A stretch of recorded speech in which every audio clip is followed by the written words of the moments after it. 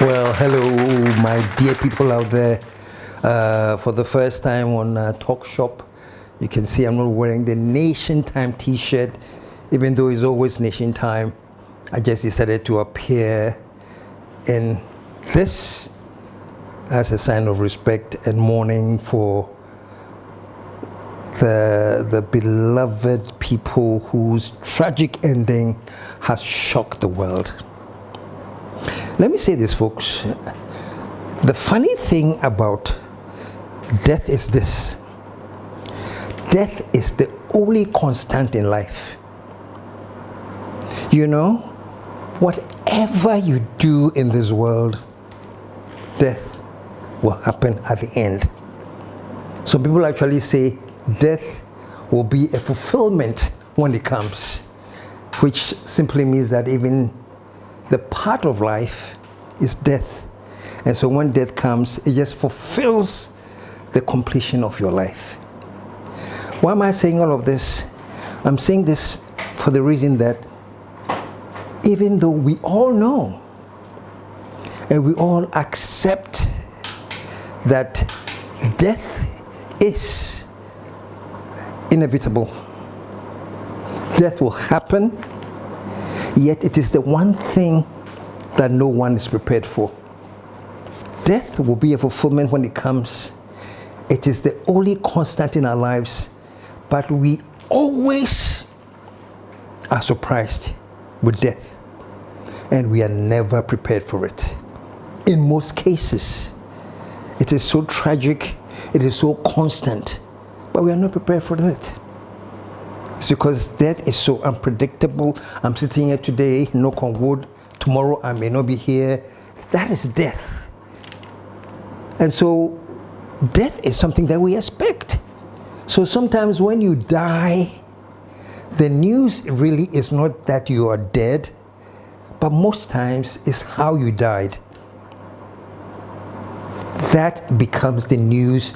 That becomes what actually irks people. It's how you die, because at the end of the day we all will go, but how you die. And the recent tragedy, how they died, became the news because these were government officials, these were excellent military people, these were people traveling on a Galamsey mission to help fight this deadly Galamsey thing that is killing Ghanaians and destroying our water bodies. And on their way to this mission, their helicopter crashes and they die. And it was not that it crashed and they died, they were burnt to ashes. It is so painful.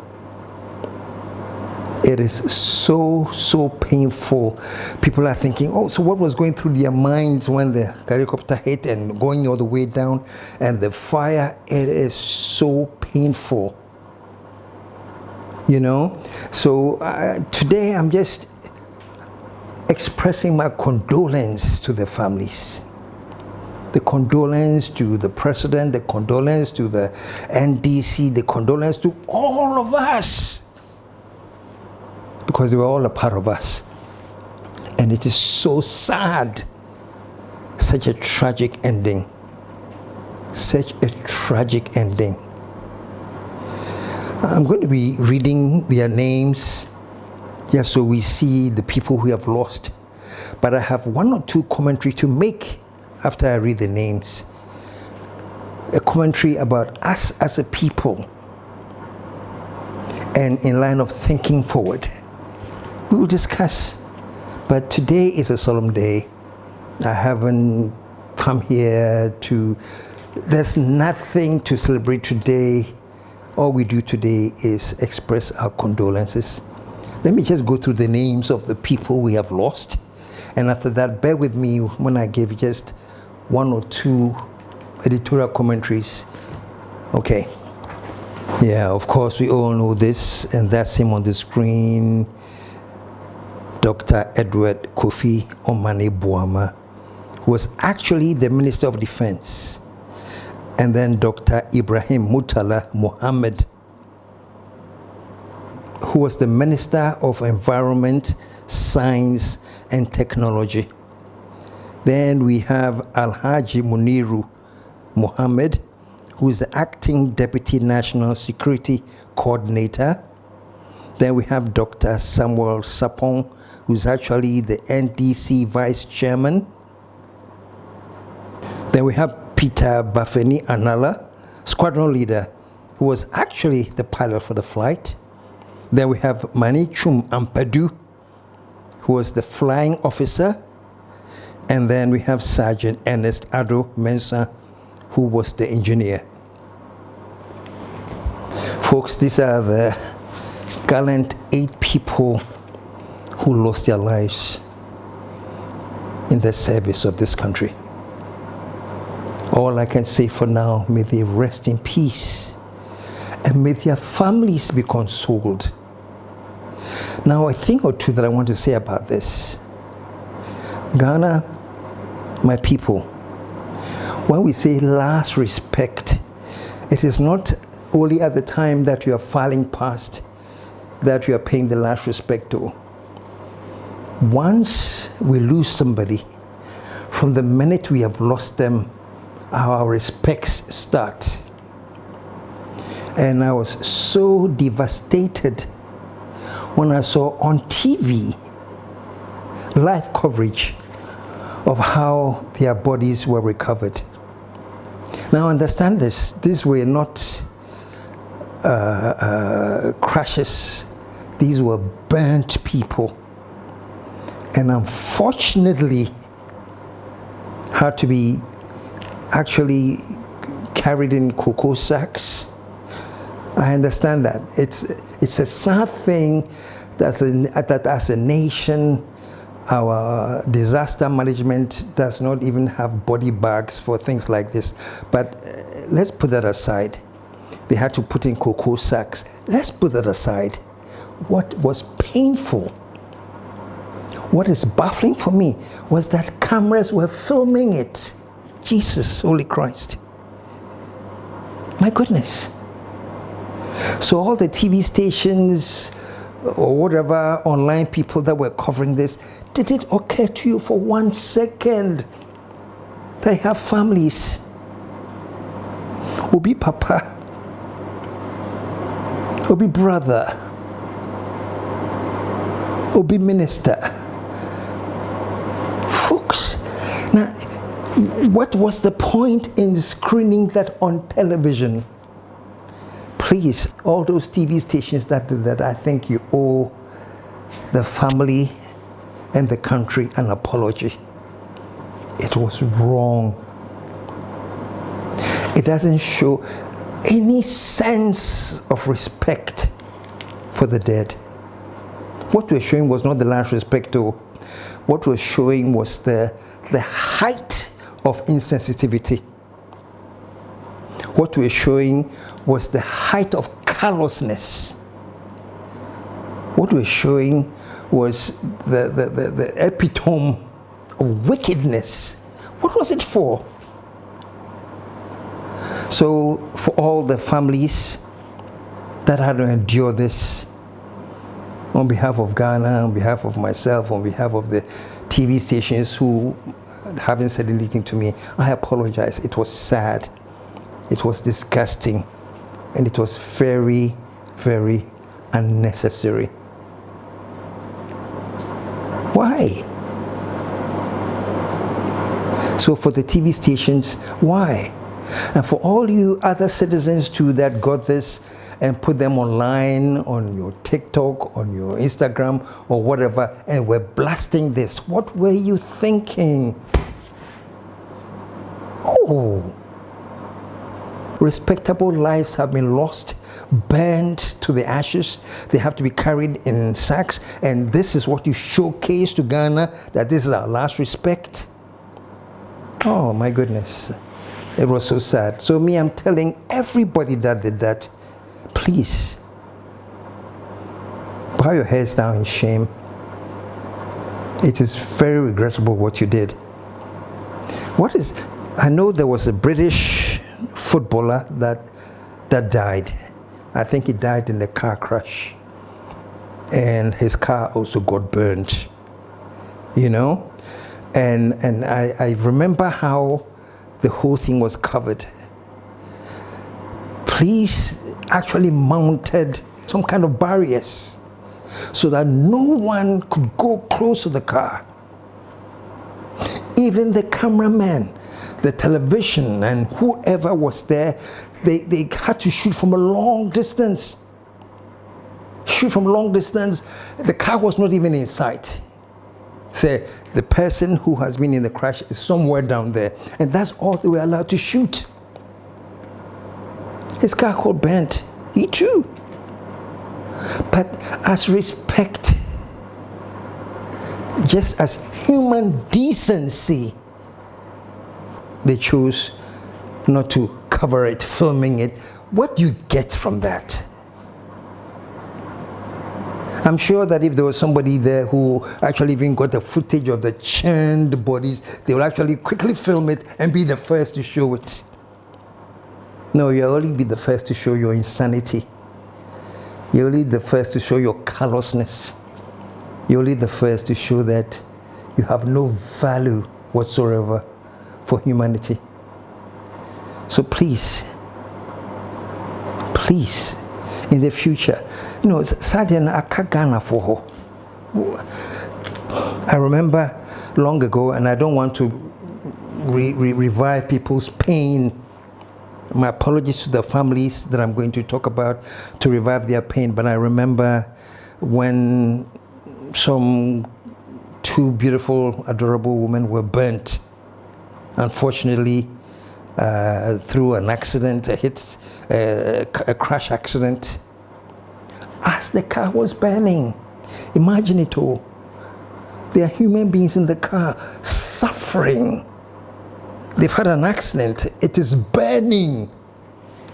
And somebody was streaming this live. I don't know whether it was a fire service. I don't know who it was. But streaming it live. Oh, Charlie, what kind of people are we? Is it the result of just being so callous, or is it the result of not being intellectually evolved? How would any TV station or anybody with a camera or anybody actually stream live? Said, this is a car burning, there's two young little women in it burning. Live. It is too sad. And these days, that's what happens.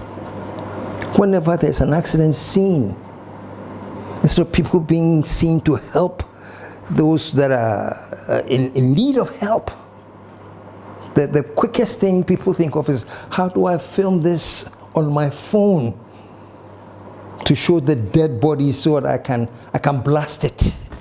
You know, we haven't evolved intellectually.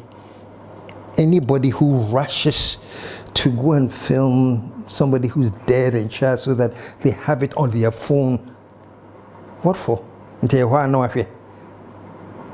What is the logic? You keep it and then before you eat you watch it. What is the logic? Anyway, I don't want to get too much into anything. Today I purposely came to pay tribute to the 8 gallant people who died in such a painful way. It is so sad. Omani Boama is a friend of mine. Muntala Mohammed, incidentally, it was just last week that I sent him a text. I sent him a text that, congratulations, I saw you on TV, I saw you in Parliament, and I think there should be more of such statements. And he sent me a text back. Said, thank you very much, my big brother. You always inspire us. Just last week. And I was actually hoping that I can get him and host him. Folks, let's not concentrate on that. The important thing is this. We have lost 8 Ghanaians, very sadly. And as I said in the beginning, we all know that we will die. So death is never the story. The story is how you die. I read the tribute from Sam George's tribute, and that was the first time I shed tears. I had been in shock and everything, but when I read Sam's tribute to Honorable Omani, I cried. So painful. He says, my faith is shattered. And before then he says, he's asking God, why? Why? So, my dear people, at this point, let us all really commiserate with the families and everything we can do to help the families in this time of pain.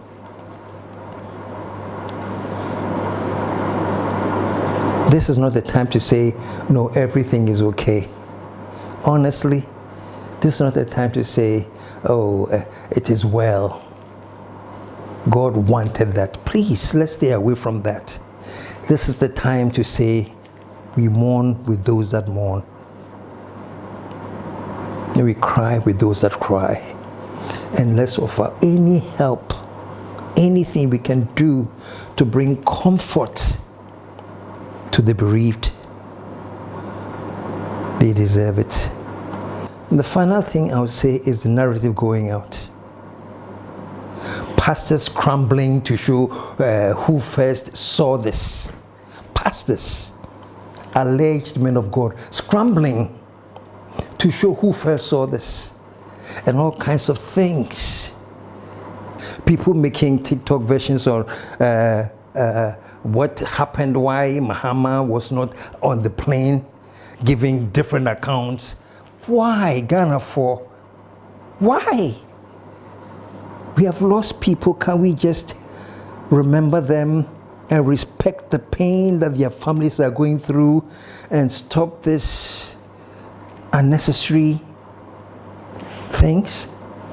As a matter of fact, let me take this opportunity to invite you to join Unfiltered this Saturday. I want to do a little episode on that. You know, this whole thing about what happens in this tragedy. Where is God? Who is God? Did God allow this? Did he create this? These are some things that are going through all of our minds. And Unfiltered this weekend, I'll be discussing that. There's a whole, this man, I think is called Apalu. He is a serial presidential candidate runner. He shuts up, and then when it's getting close to election, Apalu will put his posters up and say, I am running for president. Normally, between the time that the elections come, he's quiet. And I wish he had remained quiet. Apalu opened his mouth to say something. What are you? Oh, maybe I said you was here. Oh, maybe was here. It's Eva. It's Kukufum. Kukufum. Ahoy, Kukufu. Kukufu. Kukufum. Kukufu no Mudada woman. Ah, oh, maybe I nakusi. You're the kaka, you're the kaka, dachi. Say, it's Kukufum now, Musi Kukufu, or Chanto Chegukufu. Kofi, it's what also the politics. Apalu, if you are listening to me, bow your head down in shame. What you said was so extremely retarded. I don't want to get into that now. Please join me on Saturday, because we'll go more into that. Today, I just want to please ask you, let's all hold hands together and support the families whichever way we can. You know that we call this program TS, we show evidence. For this program, I'm sure we didn't throw out plenty of the evidence which I thought was disrespectful. And once I'm speaking like this, I don't even see how we can include the evidence which we are telling Ghanaians was very, very disrespectful. So if you haven't seen any evidence in this, it's because the evidence is not necessary. So 2 quick things, and then we'll end this. The first is advice to TV stations and to the youth who all have their mobile phones and WhatsApp and TikTok and whatever, is to all of you to respect the dead. Show some respect for the dead, and actually some sympathy for their families. The very, very last thing is that, we always talk about nation building and how it is important for all of us to get together and build a nation. Isn't it interesting that with the tragic deaths of all these people, the nation is now together mourning. Ghana has become one, mourning. There isn't anybody who say anything contrary to supporting the families and mourning. The nation has become together. I just really, really pray that beyond this, after this aspect of coming together to mourn will be translated to coming together to build our nation. Because whatever we do, we need to make sure that Ghana rises again. My sympathies to all those who have passed away. We really, really, really mourn with you. And to the rest of Ghana, let us mourn together and stay together beyond the mourning so that Ghana rises again.